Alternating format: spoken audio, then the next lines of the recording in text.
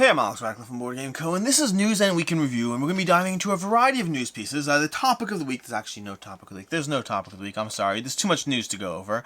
And past that, the games I played, the Week in Review, all those things. But starting off with the news, and there are a bunch of things.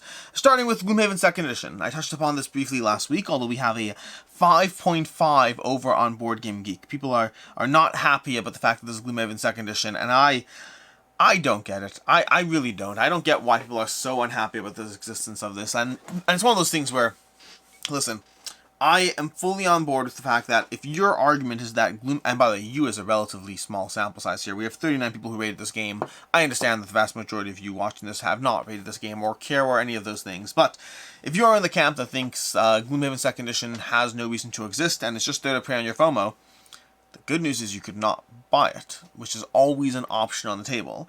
Now, I'll grant you that the existence of it does prey on FOMO. The existence of it does to a certain extent incentivize you to want to buy this game that otherwise you didn't feel the need for. But there's a certain point where we take a degree of accountability for our own actions and choices and not blame the company for every single thing going on. And I think that's made more impactful by the fact that I don't think it's crazy that this exists. I don't think it is. I think that Gloomhaven is a very popular game, and to put out a new version of the game to continuously adapt to the fact that there are going to be people who have wants and needs and are joining the hobby every single day of the week. I mean, listen, Twilight Imperium has 4 editions. I had more things planned. Twilight Imperium has 4 editions. Through the Ages of multiple editions.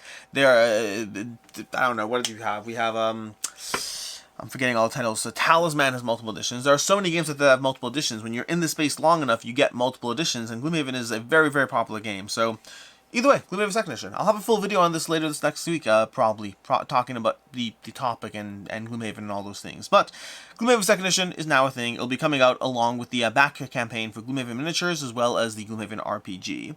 Moving on, we have over here Worldspanner. Worldspanner, which is basically the spiritual successor to Duel of Ages, I believe, if I recall correctly. So this is going to be from the people who made Duel of Ages. Worldspanner is going to be coming out soon. I believe it's coming to crowdfunding, but it's, the next sequel in the Duel of Ages universe. The Duel of Ages had a 1st edition, a 2nd edition, and now Worldspanner. We see where we're going with this. Then we have over here, we have this is not official news over here. I don't know what this necessarily is, but effectively, I saw a little post saying that Floodgate Games bought PSC Games. I don't know if that's true or not. I saw a single post. I did not see it confirmed in any way, shape, or form, so take it with a grain of salt. I couldn't find anything official on the matter, so breaking news, but perhaps not breaking. Then we have Villainous. Disney Villainous, Ravensburger has Villainous. They have a new expansion. They have a Villainous filled with fright, as well as announcing some degree of tournament play or whatnot coming up. They'll be hosting a first official tournament at Gen Con in 2023. Then we have over here, we have Gizmodo, an article on Upper Deck suing Ravensburger. This is a big deal. Upper Deck is effectively suing Ravensburger over Lorcana effectively being based. Basically, I believe the head designer of Lorcana over at Ravensburger was a previous employee of Upper Deck, and Upper Deck is putting some sort of lawsuit together that they're saying that it's based off of the work of an Upper Deck title, and a lot of Lorcana is based on those things that they put together. I don't know where this will go. I don't know enough about the similarities between the two games, what Upper Deck was working on and what Lorcana is, and so I can't comment on my own personal opinion. What I can say is game mechanics are generally hard to copyright. Usually assets are significantly easier, like in terms of, names or art or all those things are easier, and mechanics are notoriously hard to copyright in terms of game design. So I don't know what the game plan here is. I don't know if this is going to be something that the goal is to settle. I don't know if the goal is to actually win. I don't know what will happen next. I don't imagine Upper Deck wins here, though, which is part of what has me interested is, as a very much a bystander, an armchair critic of the situation, I just can't imagine why Upper Deck would ever get anywhere with this, which has me thinking that Upper Deck probably knows that as well, which means they probably know something I don't, or have enough claims or something that they think they'll actually get somewhere with this. I'm very curious, but I'm also skeptical it will actually go anywhere at all. From there, we have over on YouTube, we have Voices, Wisdom from Content Creator Creation Industry Leaders. The channel Inspired to Game put out a video from a bunch of people in the board game space. If you are someone who is interested in being a board game content creator, if you're in this space as, on this side of the camera, and you want to, a conversation around tips and tricks and things to know, there's like 20 people in this video talking about the things they've learned across the years and things to walk away with, not from, to walk away with if you watch this video. And then we have over here, we have a game night every night, all play. And again, I don't have an actual link to this one, but all play has a new table coming out, the Jasmine table. I couldn't find an actual link to it, so I'm just going to have their Facebook page up over here. But I got an email from them talking about the Jasmine table. I'll try to link to it with something else if I find one before this video goes up. Then we have over here, we have another one where I don't have the actual link to it, but Draco Studios over here, they're coming out with Dragonbond Quest from the Sailor Brothers. This is going to be another version or iteration of, oh my gosh, I forgot the titles. There is a game system, Warhammer Quest the card game, and then Heroes of Terranorth. Warhammer Quest the card game and Heroes of Terranorth from the Sailor Brothers. They're going to have Dragonbond Quest coming to you from Draco Studios, which is a follow-up to those games. So I've enjoyed those games. I've talked about them in the past. I actually put one of them in my top 10 solo games of all time that I did 3 years ago. I really need to redo that video. But yeah, from them, this is Draco Studios and Warhammer Quest. They're coming Dragonbond Quest, not Warhammer Quest, coming from Draco Studios. In fairly large news over here, we have Renegade Games announcing that they are taking over Heroscape. Renegade Games has famously been doing a lot of stuff with Hasbro licensed titles, with anything from Axis and Allies to all the other titles that I'm not remembering offhand. But they've worked extensively with Hasbro on a lot of their titles, and they are expanding that with HeroQuest, where they're bringing HeroQuest back, Heroscape back. Heroscape, Hasbro tried to do over on Hasbro Pulse. They tried to do a launch campaign for Heroscape. It unfortunately did not fund, and it looks like Renegade Games is taking it over instead. So they're going to be working on that, and we'll see what happens next. But if you were waiting for Heroscape, if you're sad that the campaign didn't fund, this is your opportunity to potentially get in on it as Renegade announces and releases more stuff. Then we have over here, we have Descent Legend of the Dark Act 2. The expansion will cost $160. This is an expansion to Descent Legend of the Dark, which I finally managed to start diving into. But this is going to be the first expansion, bringing you Act 2 over here, continuing the journey that you start with the previous characters, the Betrayer's War, and it's going to, again, be a fairly expensive game, continuing that series and saga for you. And then lastly, we have over here Board & Dice announcing Sidequest Nemesis and Sidequest 7th Sea. We briefly touched upon this a few weeks ago with Sidequest Nemesis, but they announced more. This is a series of kind of escape room style games coming from Board & Dice that will be, escape room style games with previous board game IPs attached to them. And that is what we have as far as the news pieces of the week. The biggest ones are going to obviously be, Gloomhaven is obviously a big deal in and of itself. Then we have Heroscape and the relaunch of that. But then there's a bunch of things. The suing of Lorcana, that's a big deal. There's a lot of decent news pieces this week. But with that, let's go ahead and dive straight into the games I played. I skipped the topic of the week this week. But starting with games I played, a few games I dove into. As usual, this is just a brief showcasing of some of the games I played this week, starting off with Alhambra, which I have not played in like 4 years. But Alhambra is a game I haven't played in a long time, and I finally dove back into it. And I remember exactly why I enjoy it, and exactly why it's a game that I haven't actually kept in my collection. Alhambra is fun. It's light. It's simple. If you have the big box, you have modules galore to mix in and improve and enhance your experience just through sheer variability. I like Alhambra, but I think it's limited in the scope of the experience that it can offer, to the extent that it's a game system that I like and I enjoy and I recommend it. But I think it's lighter, and I think that for me, I've very much enjoyed my time with it, and I'm don't know how often I will actually sit down and table it. But Alhambra, a fun game that I still recommend, but I still recommend it as a lighter gateway experience. And then we have Studium No Exit. I had a chance to dive into this one. Also, full disclosure before we dive into it further, we are doing paid preview coverage with the company, so there's going to be a paid preview going up later today, I believe. But that's Studium No Exit, so before I talk about it, just understand there is paid preview coverage going on here. But I did have a chance to play it. I don't actually do the paid preview coverage, so it's not being done by me, but nonetheless, I did have a chance to actually play the game at the same time, and I thought it was very well done. I should re-clarify that. I thought aspects of the game were very well done. I didn't get a chance to play a full, who knows how much in terms of being able to really give you a full review over here. This is more of a first impressions of the mechanics and story elements to the game, because mechanically the game felt like any other dungeon crawler. Not in a good way, not in a bad way. It just felt like they did the job. I mean, from what I saw mechanically, and again, I only had a chance to dive into the first scenario, but from what I saw, the game seemed good. I enjoyed it. Where the game did shine, on the other hand, is the game shunned to me in terms of the immersion and the story and the consequences and decisions you're making along the way. In Studium No Exit, you're frequently going to be walking into rooms and making choices with these encounter tiles, and these encounter tiles will have you encountering a situation, and the situation will give you a choice, and you feel really immersed in the consequences of that choice and the impact of that choice, and it really, I think, pulls you into the experience in a very, very strong way. I like the immersion of the game, and I'm looking forward to what they finally bring out as far as what the game, ends up being. It does need to be mechanically solid to last as well, and again, with only the first scenario under my belt, I don't have enough leeway to say where that ends up, but I was definitely impressed with the degree of immersion that the game provided. And then lastly, Baron Park. Baron Park and the Bad News Bears. Baron Park is consistently a game I go back to, consistently a game I recommend, and consistently a game I just think is a very, very good time.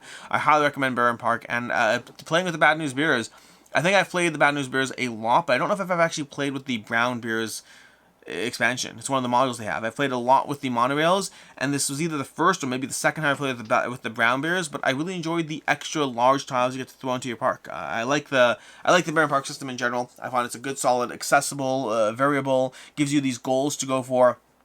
Really solid game that is consistently one of my go-to recommendations, and one that I had a chance to play with the expansion this week, which is nice because I don't play the expansion nearly as much as I would otherwise like to. And that's what we have as far as the games I played, which brings us to the week in review. The week in review starting off with last Saturday, where I did a review for Chroma Mix. I enjoyed Chroma Mix. It's a fun game. My biggest concern around Chroma Mix is that I don't know if the amount of cards in the system will really lend itself to variable play, or whether I'll find myself locked into patterns that feel the same after a few games. And so I enjoyed it while also being hesitant about the longevity of it, at least for myself. Later on Saturday, we had an unboxing for Stalker. Stalker over here. Stalker the board game. This is one of those ones where there was there was a pushback against the giant promo crates that Awakened Realms sent out for this one. Also, a disclaimer before I talk about this, I work for GameFound. GameFound has shared ownership with Awakened Realms, and so that and there is a small line between them, but take that into account as I sit here and defend-ish kind of the loot crate situation. But Awakened Realms sent out boxes for Stalker, and they were big giant boxes with like tons of goodies in them, and they're effectively loot crates that make everything look showcase and cool and all this stuff. And in general, whenever this stuff happens, whenever a publisher does anything along these lines, whether they're content creator trips, whether they're loot crates, whether they're extras, whether they're swords from Chip 3 games, all that kind of conversation, I think they reasonably trigger conversations from the audience about the relationship between publishers, between content creators, between people being bought off and this and that and all those things. And I think those are all reasonable conversations. I think they are very reasonable conversations to have. If you're going to watch somebody review a game and try to in any way convince you of its existence, of why you should possibly own it, you should be wondering about, the things that are done along the way that could bias that opinion. And I don't think they're often done maliciously. I don't think they are. I think people like doing cool, fun things. I think that many companies try to do cool, fun things, and sometimes those cool, fun things are cool and fun, and there's people involved, and that means there's bias involved at the same time. Don't get me wrong, I'm sure there's people also in boardrooms sitting there and figuring out how to take advantage and best promote something, but I think most of the time, it's at least in this space, which is a very small and friendly space, I think it's done with goodwill. The only thing I'm really going to address heavily about the crates, because I've talked about this stuff in the past, and if you've watched my channel enough, you know my general opinion on this, which is I acknowledge the bias, and I'm selfishly motivated. I'm personally okay with it because I like fun things, and I recognize the bias that's at play, and hopefully I've earned your trust over the years. That's my general stance on these things.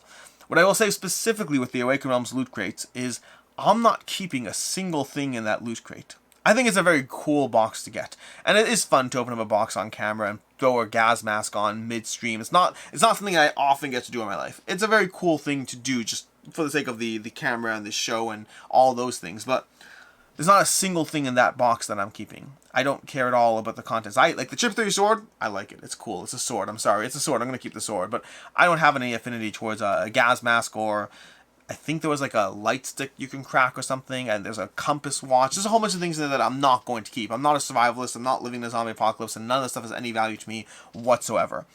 Most of it, I believe, is already gone. The gas mask I've held on to because I feel like that's something I should give away rather than throw out, but I'm not keeping it. I just don't need a gas mask. I think there's a difference between things that are cool versus things that are useful and functional. Now, don't get me wrong. That doesn't stop there from being bias. Bias is there even just from the fact that, like, ooh, they sent me this cool box of goodies. Even if you don't care about the box of goodies, there's still bias at play. But, yeah, there's a lot of hullabaloo about the Stalker loot crate that was given out. I think it's very cool, and I don't need any of it. Then on Sunday we had a campaign game showdown talking about Ice Vanguard, Frosthaven, Oathsworn, Massive Darkness, and Snares Adventures, comparing those 5 games, and to every single person and their mother who said, what about Midara, what about Tainted Grail, what about everything else?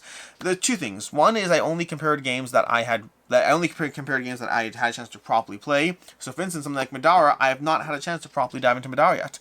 And then 2, I'll say, is that also the focus was on games that came out recently. I had a lot of questions about various games that came out who knows when. I can't compare all the campaign games ever in a single video. I specifically was focusing on primarily recent games that had showed up. I think the one that was furthest out was Massive Darkness from like late 2022. The rest of them were all 2023 deliveries. Frosthaven, Snares, Isofarian, and Oathsworn.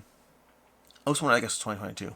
I lied. 2 of those were 2022. The rest were 2020. Frosthaven technically was late 20. They were late 2023 to early 2023 deliveries. They were not all campaign games of all time. But either way, the winner for me was Snares Adventures, with Isofarian Guard being the worst. I say worst in quotes because all 5 of them are amazing games that I highly recommend for different reasons, but I definitely have a preference order within those 5 and to how and why I got there. Then on Tuesday, that's not Tuesday, Sunday, that's Sunday. Monday we had 2 back and not to back. Nothing notable to talk about there, just campaigns to cover. The various campaigns, crowdfunding campaigns, stuff you're backing or not backing as the case might be. Which brings us to Tuesday. Tuesday we had a review for Castles by the Sea.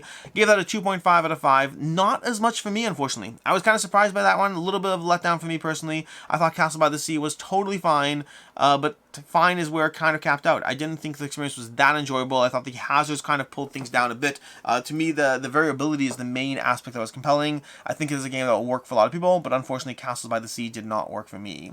Later on Tuesday, I did a review for Roll on the Range. Gave that a 3.5 out of 5. Roll on the Range is a fun little print and play game. It neither amazingly impresses nor let me down. It's a fun experience that I enjoyed, and if it weren't a print and play, I don't know, maybe I'd have it on the shelf. I don't know. Print and plays are always tough. I don't really find myself as drawn to the work of actually dealing with them as opposed to an actual game in a box, personally speaking. Then lastly on Tuesday we had a Lord of the Rings Adventure book review. This is another 3.5 out of 5, and it's a game that, to be very clear, once you finish it, it was a 3 for me. Like, once I'm finished it, I'm done with it. But as long as I was going through it, I enjoyed it enough. It was very, very light on the mechanical side, very akin to games like Robin Hood, The Adventures of Robin Hood, or whatnot. But Lord of the Rings Adventure book, it was an experience that was very light, but overall enjoyable as I went through it. Like, I fully finished the whole thing and happy I did.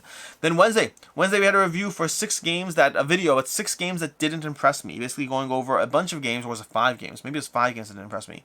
I think it was 5 games that didn't impress me. I don't know why I called it 6. But it was a bunch of games that, again, like, I'm doing a bunch of these roundup reviews of like 4 or 5 small games in a single video, and sometimes games are okay, and they don't necessarily need to be amazing, and they aren't always amazing as a result. But that was the first video on Wednesday. Then later on Wednesday, we had a review for Glom from Indie Board and Cards. This is a very fun party game. It's a party game that lends itself into the concept of phrases, of dealing with phrases in a way that I thought was very unique and very different, and overall pretty fun. I gave it a 3.5 out of 5. I enjoyed it. Not a game I need to dive into in the vast array of party games that I usually don't hold on to, but I definitely enjoyed it, and my daughter loved it, so it's sticking around. Then later on Wednesday, we had a Marvel Zombies gameplay. This is one where I made another mistake. I got almost everything right, but I made one mistake. Surprisingly, only one person caught it, but apparently all the heroes in Marvel Zombies have 2 activations each, which I totally missed. I caught everything else and I missed that little detail. So the Abominations all have 2 actions by default, unless you're Black Panther. In this case, you have 3, and I missed that entirely, completely. So we won, but maybe we actually didn't. I don't know. Also, I already filmed 2 more Marvel Zombies videos, and so the next 2 videos will also have that same mistake. I'm sorry. Then that was Wednesday. Then Thursday we had the 15 best games to play in 15 minutes or less. Basically, going through a bunch of games that are all short but also amazing. I wanted to go through that one. I like talking about games that are nice, solid filler games, and this is 15 great games to play in 15 minutes or less. Someone pointed out the video would have been better if the video was 15 minutes or less. That would be tricky to cover 15, which for me really means 18 or 19 games in 15 minutes. That would have been hard to do, but next time. Perhaps we'll see next time. Then Friday we had the part 4 of the history of BoardGameCo. This is basically a video series I started a while ago when I first went full-time, and it's been dripping them out slowly but surely. There'll be a part 5, there'll be a part 6. There are things that'll happen over time, just covering the evolution of myself, of where I started, where I'm up to, like the channel, all those things along the way. And so that was filmed a few weeks back, but basically just went up on Friday. Then later on Friday, we had a Trials of Tempus unboxing. This is a D&D game, Trials of Tempus. I did an unboxing of that one. and should be diving into that one more shortly. I say more because I've already played it since doing the unboxing. But then from there we have today. Today we're going to have a few things. We have a District Noir review going up later today, as well as a preview for Studium No Exit. A paid preview from Studium No Exit will be going up, done by Professor Meg on the channel.